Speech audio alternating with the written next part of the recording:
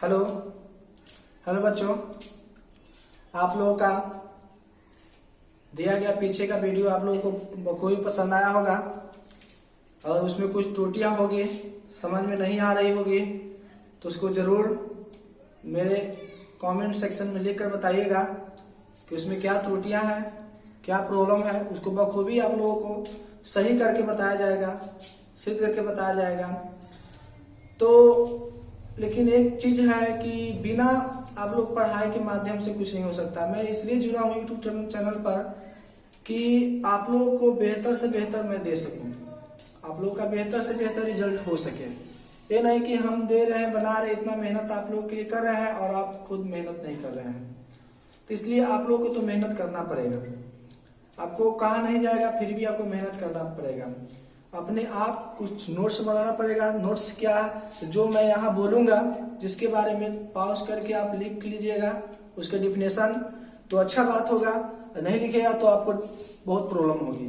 तो वीडियो बनाने का मेन मकसद यही है, इसलिए आप लोग उसको बखूबी अच्छी तरह समझकर उसको पूर्ण रूप से आप लिखिएगा, जरूर लिखिएगा तो बेहतर होगा आपके लिए। तो आज मैं टॉपिक है गोलीय दर्पण की फोकस दूरी, कि गोलीय दर्पण की फोकस दूरी और उसकी वक्रता त्रिज्या में रिलेशन हमको संबंध स्थापित करना है। तो यहाँ पर एक मिरर लिया गया है और इस मिरर का हम चित्र बना दिए पहले से कि आप लोगों को टाइम बर्बाद ना हो, इसलिए हम पहले से ही बखूबी बना दिए हैं कि कोई दिक्कत न हो, इसलिए ठीक है। तो आशा करते हैं कि यहाँ पर कोई भी गोलीय दर्पण आप ले सकते हैं, उसमें वक्रता त्रिज्या फोकस। तो फोकस के बारे में हम बताए थे कल कि कोई भी दर्पण हो, चाहे अवतल हो चाहे उत्तल, ठीक है। तो यह मान लेते हैं अवतल दर्पण हो गया, कॉनकेव मिरर है। यह बताया थे कि इसके नजदीक से जब कोई रे जाएगा, गुजरेगा इसके पैरेलल, तो उस कंडीशन में दर्पण से परावर्तन के बाद यहाँ पर जाके कटेगा, जहां पर कटेगा। तो गोलीय दर्पण कोई भी, इसको भी चलो एक बार चित्र बना ही लेते हैं। यही बोले थे कि यहाँ पर एक दर्पण लेना है, इससे भी दोनों सेम सिद्ध होगा। तो यह हो गया अवतल दर्पण, इसको भी चित्र बना लेना चाहिए था हमको, कोई दिक्कत नहीं। चलिए देख लेते हैं। यह अवतल दर्पण है, इस प्रिंसिपल एक्सिस हो गया प्रधान अक्ष, इसके पैरेलल रे जा रही है। अब यही रे जाके कटती है कहीं पर, यहां से भी जाएगी रे कटती है, जहां पर कटती है उसी को फोकस कहेंगे ना। तो एक चीज थोड़ा सा ध्यान दीजिएगा, पारा एक्सियल रे के बारे में नहीं बताए थे कल, ठीक ना। पारा एक्सियल रे क्या होता है, तो हम लोग इसमें जो हम लोग हल करते हैं, जितना की बात करते हैं, सिर्फ जो होता है छोटे मिरर के लिए चलते हैं हम लोग, बड़ा मिरर नहीं लेते यहाँ पर, छोटा मिरर। इसमें जितना हम लोग पढ़ेंगे फिजिक्स टॉपिक्स में जो भी हम लोग पढ़ा जाएगा, छोटे मिरर की बात चलेगा, बड़ा मिरर की बात नहीं, सिंपल छोटा मिरर।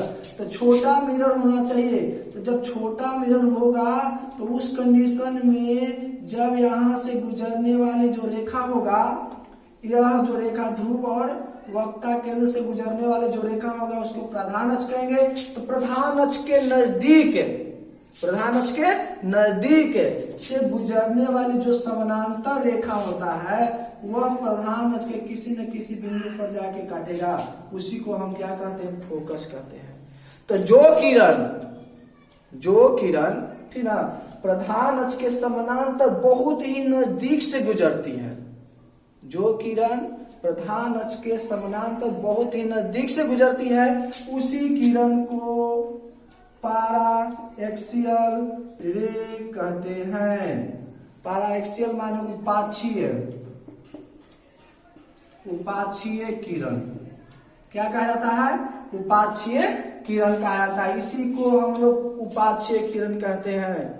अरे तो बात आया करें 10th में तो हम लोग नहीं जा रहे थे, लेकिन जानना इसको बात है कि यह पाराएक्सियल किरण कहलाएगा। तो छोटा मिरर है, तो छोटा मिरर जो होगा, तो छोटा मिरर के यहाँ पर प्रिंसिपल जो होगा इससे नजदीकी न जाएगा, पाराएक्सियल रे होगा।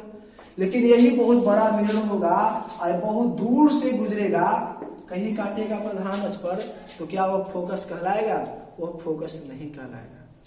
ध्यान रखिएगा, छोटे मिरर के लिए रहता है, बहुत नजदीक से वह किरण जाता है तब जाके वह फोकस पकड़ता है, तो उसे हम लोग पैरा एक्सियल रे कहते हैं। ठीक है, तो ये पैरा एक्सियल रे हो गया, इसको जानना हम लोग को था। तो यह जो है बहुत ही नजदीक से किरण जा रही है, पैरा एक्सियल रे हो गया, बहुत ही नजदीक से जा रही है। तो यहाँ पर जैसी जाएगी तो यहाँ पर एक परपेंडिकुलर डाला जाएगा, नॉर्मल डाला जाएगा, विलंब डाला जाता है। यहाँ पर एक अभिलंब हो गया, नॉर्मल हो गया।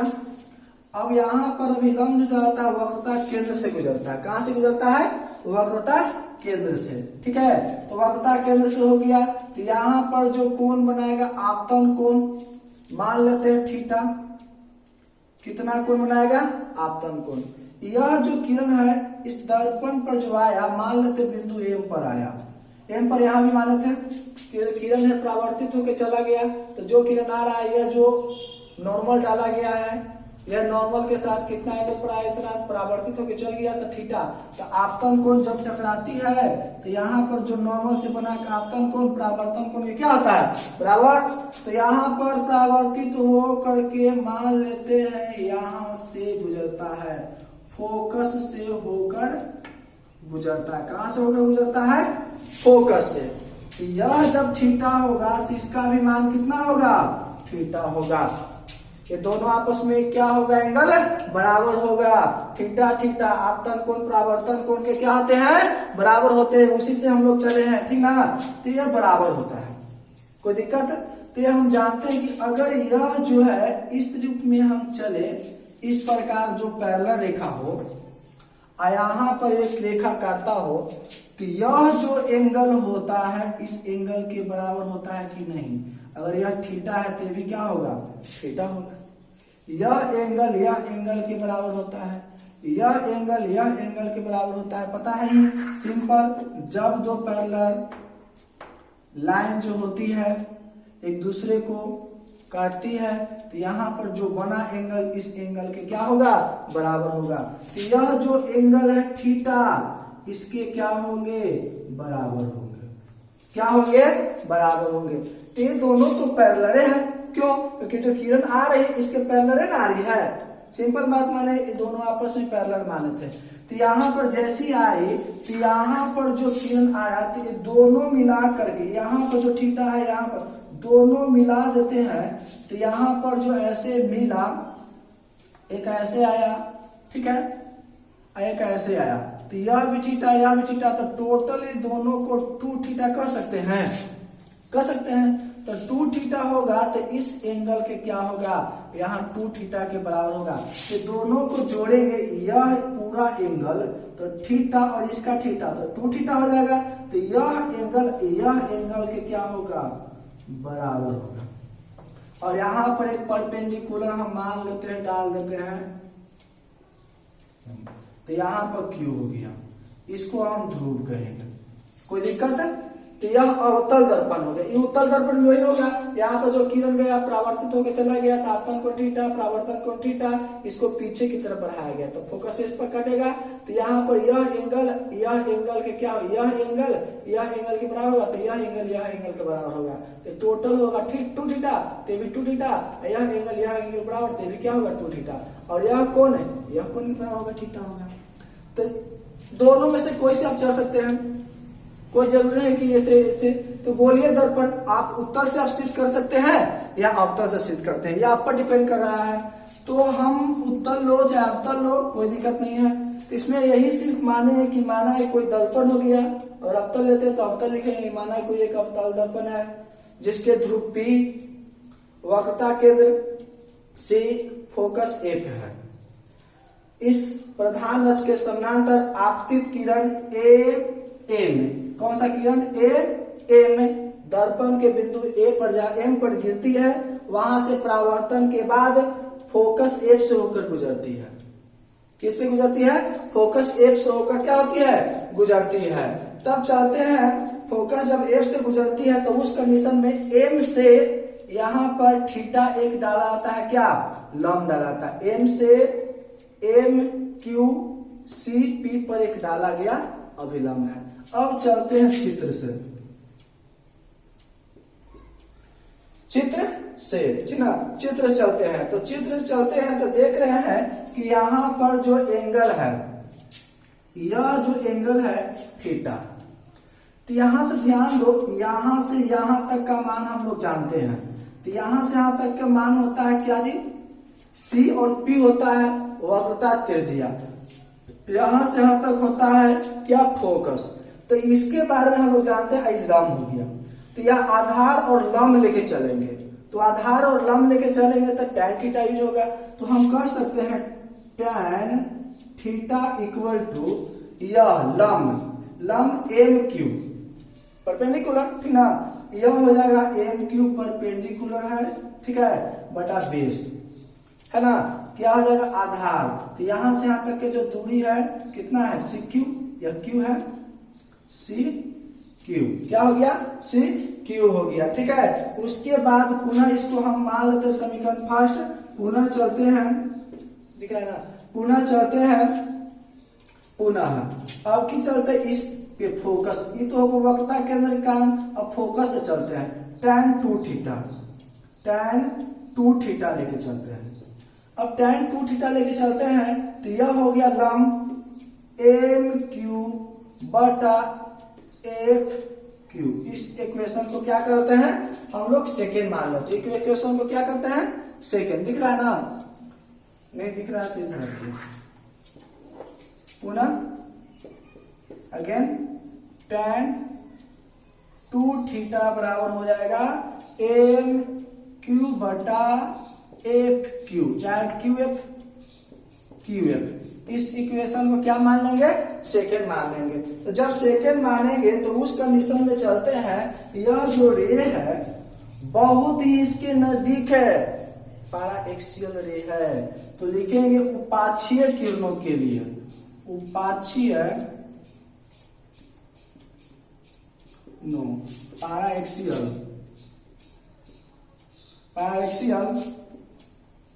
रेज के लिए थीटा का मान बहुत ही छोटा होगा। थीटा का मान क्या होगा, बहुत, पारा एक्सियल रे जो होगा बहुत नजदीक से होगा, क्योंकि इसमें दर्पण ही छोटा लिया जा रहा है, दर्पण बहुत बड़ा नहीं छोटा है, ठीक है। तो पारा एक्सियल में होगा तो बहुत नजदीक से होगा रे, और उसी रे को हम कहते हैं पारा एक्सियल, जो किरण बहुत ही नजदीक से, किसके नजदीक से, तो इसके नजदीक के जो प्रधान अक्ष, उस प्रधान अक्ष के नजदीक से जाता है, उसी किरण को पारा एक्सियल रे कहते हैं। तो उस कंडीशन में बहुत ही नजदीक होगा, तो उस कंडीशन में हम कह सकते हैं कि जो tan थीटा है करीब जो होगा थीटा के बराबर होगा, तथा tan 2 थीटा जो होगा 2 थीटा के बराबर होगा।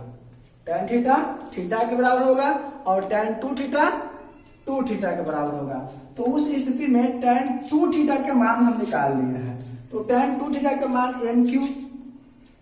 MQ बटा QF है ना, रख देते हैं बराबर।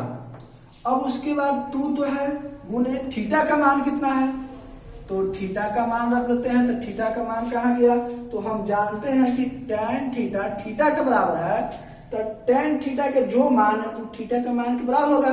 तो tan थीटा का मान हम थीटा की जगह पर रख देते हैं। तो tan थीटा का मान कितना है, इतना है, तो थीटा की जगह पर रख देते हैं यहाँ पर। तो कितना, MQ बटा CQ। तो MQ उड़ जाएगा।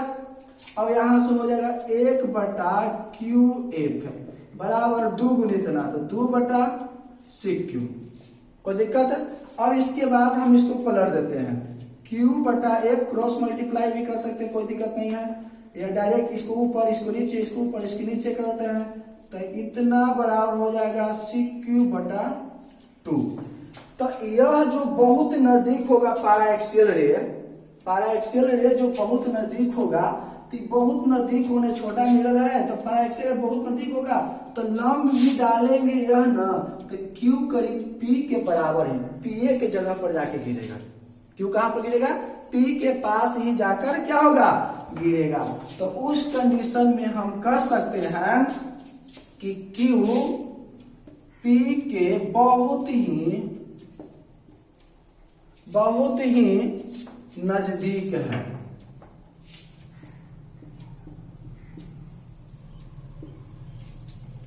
इसलिए तो P के जगह Q के जगह पर क्या लिख सकते हैं? PF।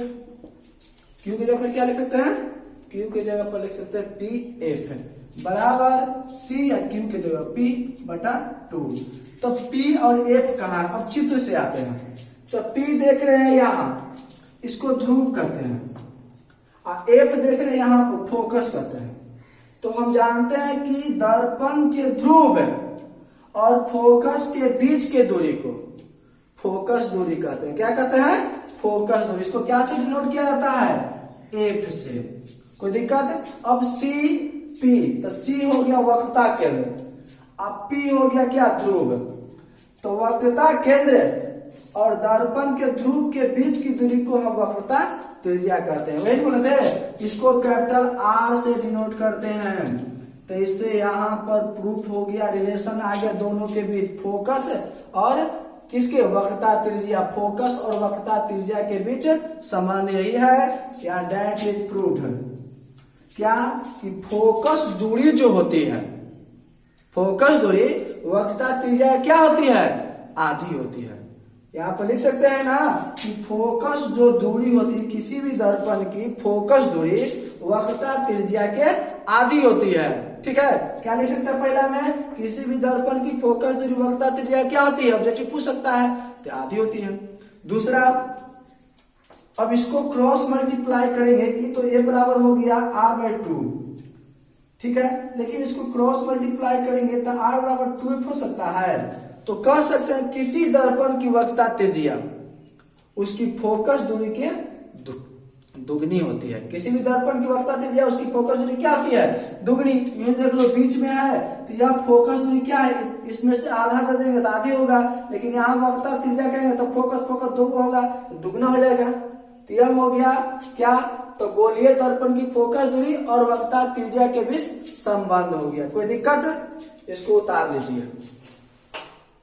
आज के लिए इतना ही रहेगा, लेकिन जाते जाते हम यही कहेंगे कि आप लोग पढ़ें, अच्छी तरह से मेहनत करें। इतना आप लोग मेहनत करें कि आप लोगों का जितना लॉकडाउन के समय आप लोगों का टाइम बर्बाद हुआ है बखूबी पूरा हो जाए। जो भी आप लोगों का इलेक्ट्रोस्टैटिक्स में पढ़ाया गया था, जो चैप्टर यूनिट नंबर 1 में, पूरी अच्छी तरह से उसे कंप्लीट कर लें कि आगे चल के कोई दिक्कत न हो। और साथ ही साथ जो पढ़ाया जा रहा है अभी, उसको भी अच्छी तरह से तैयारी करें। इतनी अच्छी तरह से तैयारी करें कि उसको बिना पूछे बता सकें, तब हम जाने कि आप लोगों का तैयारी बेहतर है। नहीं तो आप लोग आए यहाँ पर जब क्लास लॉकडाउन के समाप्त होने के बाद स्टार्ट होगी, और जब उस समय आप आइएगा, हम पूछेंगे तो आप लोग नहीं बताइएगा, तो उस स्थिति में आप लोगों को दिक्कत होगा।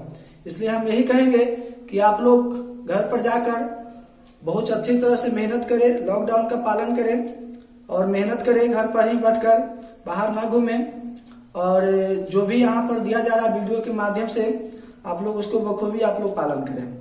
धन्यवाद। लेकिन एक बात जाते जाते यही कहेंगे कि थोड़ा सब्सक्राइब का स्थिति बढ़ाएं, लाइक करें वीडियो को, और नहीं भी पसंद हो तो अनलाइक करें, जिससे हम और अच्छी तरह से वीडियो बना सके कि हाँ उसमें मुझे त्रुटि है और उस त्रुटि को दूर कर सकूं। क्योंकि जब तक आप लोगों का रिस्पॉन्स मेरे पास नहीं आएगा, तब तक हम अच्छी तरह से आप लोगों को और अच्छा वीडियो बनाकर नहीं दे सकते हैं। इसलिए हम यही कहेंगे कि आप लोग थोड़ा मेहनत करें अच्छी तरह से, कि आप लोगों को बेहतर से बेहतर दिया जा सके। इसी आशा के साथ मैं आज के लिए इतना ही रख रहा हूँ कि आप लोग मेहनत करके अच्छा प्लेटफॉर्म पर पहुंचे, आप लोगों का रिजल्ट अच्छा हो और बेहतर से बेहतर रिजल्ट हो सके। इसके साथ मैं यही चाहता हूं कि आप लोग जितना मेहनत करें वो आपके दम कारगर हो, क्योंकि मेहनत किया हुआ बेकार नहीं जाता है, जब भी है आपका साकार ही होने वाला है। इसलिए हमेशा मेहनत से घबराए नहीं, मेहनत करें। इसलिए आज का वीडियो आज इतना ही समाप्त हो रहा है। धन्यवाद। Okay bye, have a nice day.